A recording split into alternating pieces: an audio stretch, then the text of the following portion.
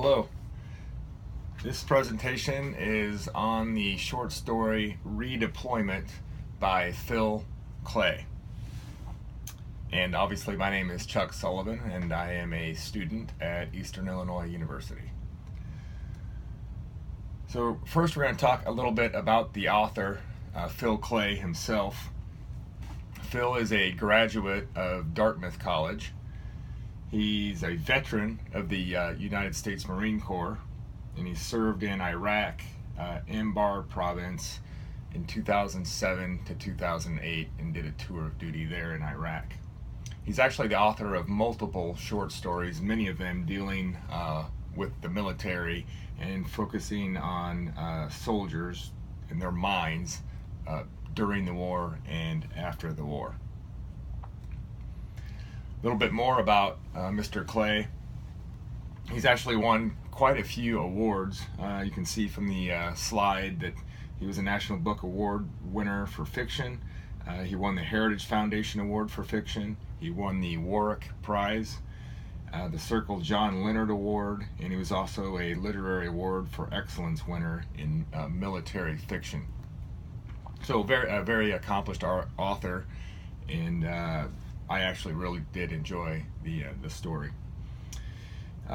What's unique about Phil Clay is that he's actually experienced what it's like not only to participate in war but also return from war and deal with those after effects, what it's like to return to a normal, quote-unquote, normal life.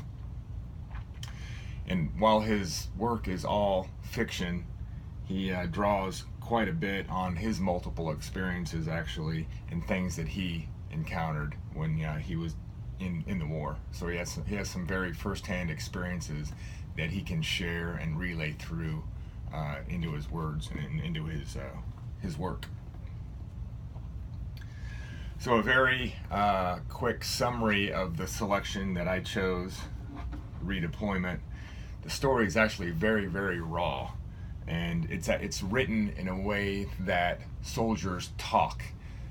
So obviously there's some pretty crass words, some vulgarities, but it's written so that individuals can better understand. And I actually am a veteran and could relate very well to how it was written. And it begins with a very particular soldier speaking in the first person, and he's beginning to transition out of the war zone and describe what he sees and hears, what he feels, and what he's thinking. The story deals mainly with his return to normal life and the mental images that he just can't release. He's definitely changed. He's often irritated and wants to be left alone. There's also some other soldiers that described in the book that were dealing with their own personal issues as well after returning back to the real world. The story focuses mainly on his relationship with his other soldiers that he was deployed with and are back in normal life. It deals with his dog and obviously deals with his relationship with his wife. Specifically, it tells the story through the eyes of an unnamed soldier who attempts to assimilate back into the world, back into the real world. There's also some invisible identities within the story. The most obvious invisible identity is post-traumatic stress disorder, or PTSD, and I'll briefly read the definition of PTSD for you. It's a serious, potentially debilitating condition that can occur in people who have experienced or witnessed a natural disaster, serious accident, terrorist incident, sudden death of a loved one, war, violent personal assault such as rape, or of other life-threatening events. In this story, PTSD deals with the after effects of war in particular.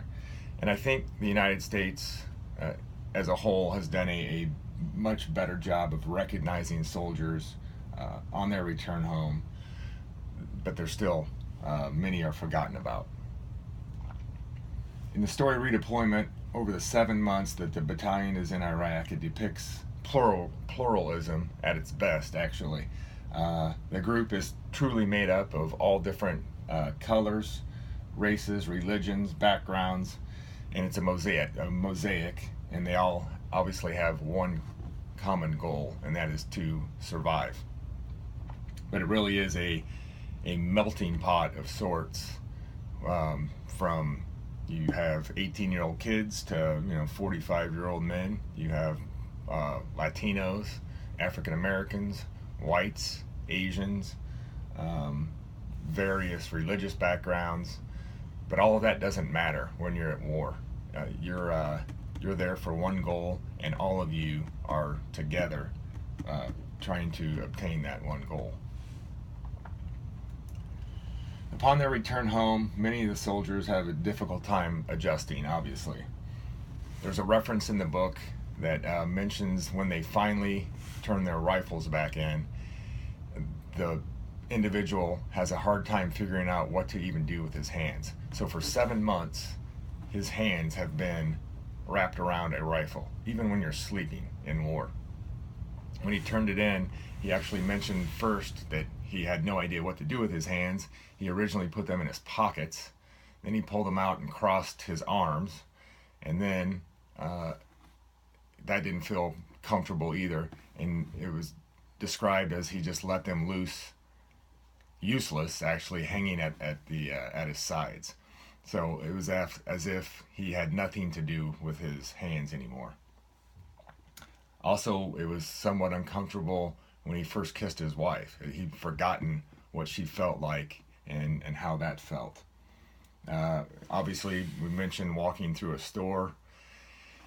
It was described in the story that you're either, a lot of people are always at white. They use the color white, meaning calm, cool, kind of carefree. Soldiers are always at orange. Some guys go to red and then slowly crash to below white. And he described white, below white, as being where you don't even care if you die or not. But there was a part of the story in the mall where he just had an overwhelming feeling that everybody was walking around, and he was very tense, and he actually described that it felt like he had antennas out a block ahead of him. Like he was always aware of his environment. He could pick up a dime that was 200 yards down the road, but he was always in the orange. He described it as orange, and everybody else in the mall didn't even know where Fallujah, Iraq was. So that bothered him quite a bit. As I mentioned before, I think soldiers feel as though no one really understands them, and obviously war is a complicated scenario. Due to their Iraq experience, they're almost immediately stereotyped as being crazy if you're not in the military and you come back from Iraq, or if you came back from Vietnam, or you came back from Desert Storm. It's almost it's an invisible stigmatized identity is what it is that they have. If you went to war, then you automatically have some type of mental disorder. Soldiers typically either conceal themselves or use discretion when they're asked about their life experiences, or they'll try to dodge the issue or avoid it altogether. In Redeployment, the soldier talks of other Americans as not understanding or uncaring. The soldier knows he's changed and almost feels like soldiers are all lumped together. They don't reduce people to their identities, which is essentially anti-essentialism. So in addition to the obvious mental illness, the invisible identity that we're talking about experienced in this story, it also touches on the invisible identity of family members as well. I don't think people realize that when one person's going through a mental illness, the entire family suffers along with them. They don't know how to help. Some spouses leave. Some are embarrassed by the way that their veteran is responding in public. So and you don't know what somebody else is going through until you ask.